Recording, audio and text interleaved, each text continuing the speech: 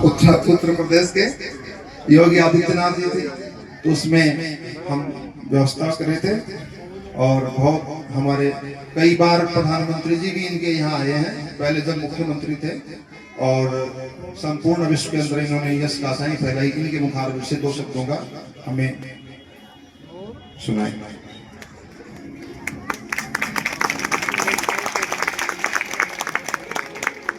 रामाय रामभद्राय रामचंद्राय वेद से रघुनाथाय नाथाय सीताया पतिये नमः। मनोजवम मारुततुल्य वेगम जितेन्द्रियम बुद्धिमताम वरिष्ठम वातात्मजं वानरयूथ मुख्यम श्री राम दूतम शरणं प्रपद्ये।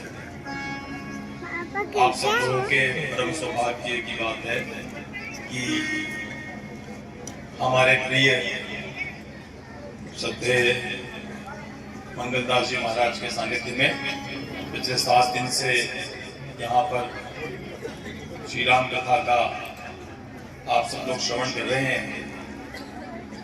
और जब जब मंगलदास जी महाराज कभी भी स्मरण करते हैं तो मैं यथासंभव प्रयत्न करता हूं कि आकर के भगवान के श्री चरणों में अपना प्रणाम निवेदित करूं। तो आज ऐसा सौभाग्य था कि महाराष्ट्र में उस समय नेशनल हाईवे पर था, मैं दिल्ली जा रहा था, वहां से प्रयागराज जाना था। तो 2 साल के थोड़ा सा आगे निकला, महाराष्ट्र का फोन आया, महाराज आज श्री राम कथा की पूर्णता है और आपको आना है। तो मेरे को लगा कि अभी अपन 2 साल से आगे आ गए, क्या करें। तो 2 साल से एक मार्ग मनोहरपुर आता है, तो उससे मुश्किल से 500 मीटर आगे निकले होंगे। तो मेरे साथ जो थे वो बोले महाराज यदि ये कट ले लेंगे तो अपन उस रोड से निकल जाएंगे। मैंने कहा भगवान की आज्ञा हो गई है। और मंगलदास जी महाराज का इतना स्नेह है, जैसा कि व्यास पीठ पर विराजमान साध्वी अखिलेश्वरी जी ने बताया कि इतने सरल चित्त के महात्मा है मंगलदास जी महाराज।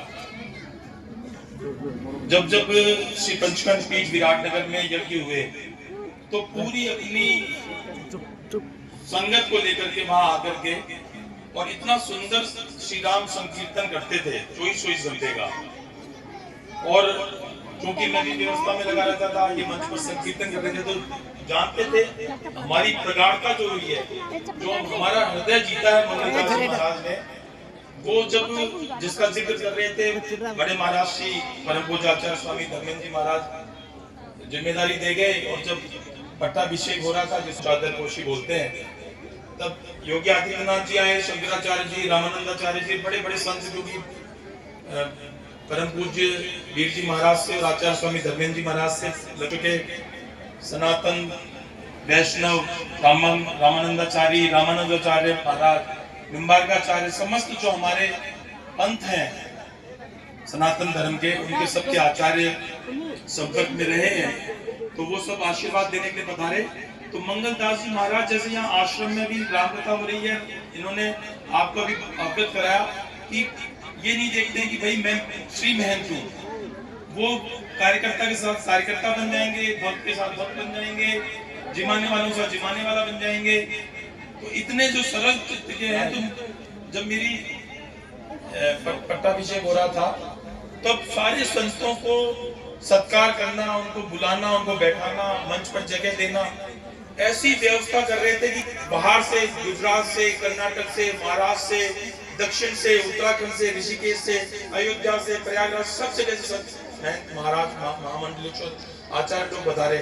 और किसी को इतना सा भी कष्ट हमारे श्री महंत आदरणीय मंगलदास जी महाराज ने नहीं होने दिया, और भाग भाग कर उनकी सेवा करें। बाद में सब संतों ने कहा कि ये मंगलदास जी महाराज जो है वो अपने यहाँ श्री पंचखंड पीठ की सेवा करते हैं। महाराज हमने कहा ये तो टोडा धाम में, कल्याणपुरा में, जगह जगह इनके गुरुदेव का इनको आशीर्वाद मिला हुआ है, लेकिन इतने सरल चित्त के हैं कि जानते हैं कि भगवत सेवा जहाँ कहीं करने को मिल जाए, संत सेवा जहाँ कहीं करने को मिल जाए, तो सामने वाले भक्तों को उदाहरण मिले, ऐसी सेवा परम पूज्य मंगलदास जी महाराज करते हैं।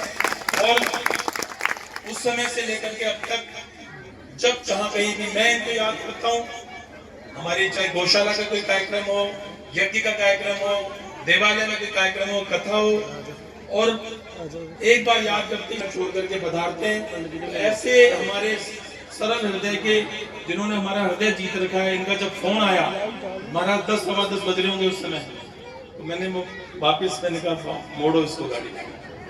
दिल्ली वालों को फोन कर दिया, भैया हम अब रात में आएंगे, दोपहर में नहीं आएंगे तुम्हारे यहाँ। तो और सबसे बड़ी बात, परम सौभाग्य है, सप्तदिवसीय राम कथा का जो अमृतपान होता है ना, वो पूर्णता के दिन होता है।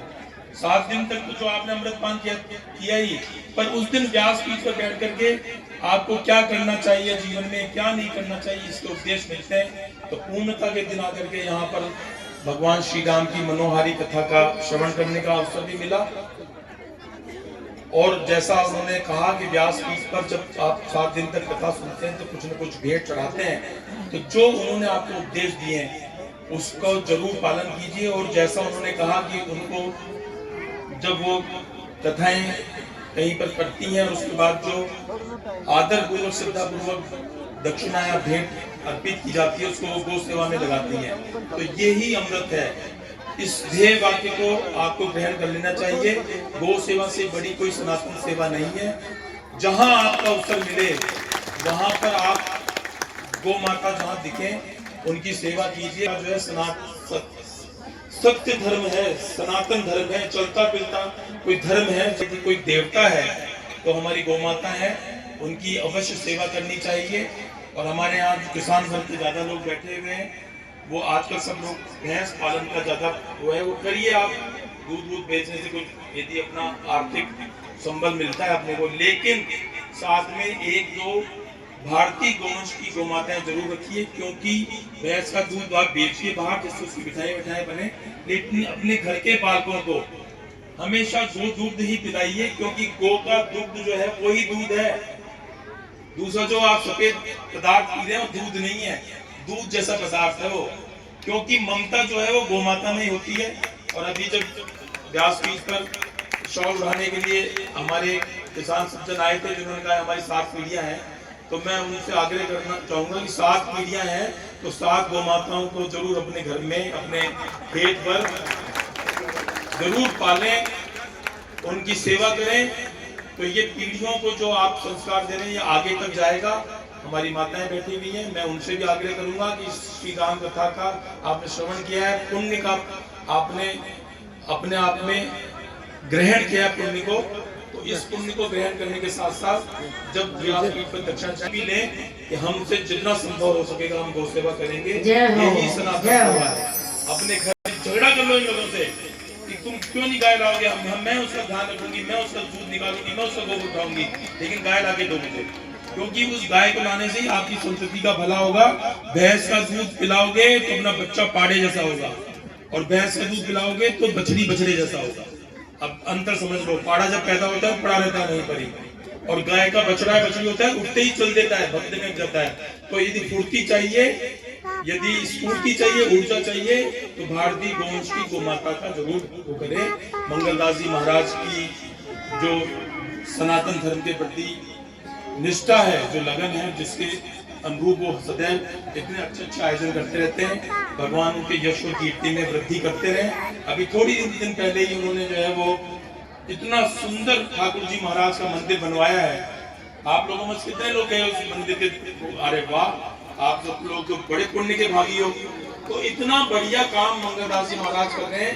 भगवान की उन पर सदैव कृपा बनी रहे और हमको उनका सानिध्य और सहृदय, उनका जो स्नेह है वो मिलता रहे। एक बार पुनः श्री व्यासपीठ को प्रणाम करता हुआ मैं अपनी वाणी को विराम देता हूँ। बोलिए जय श्री राम, जय जय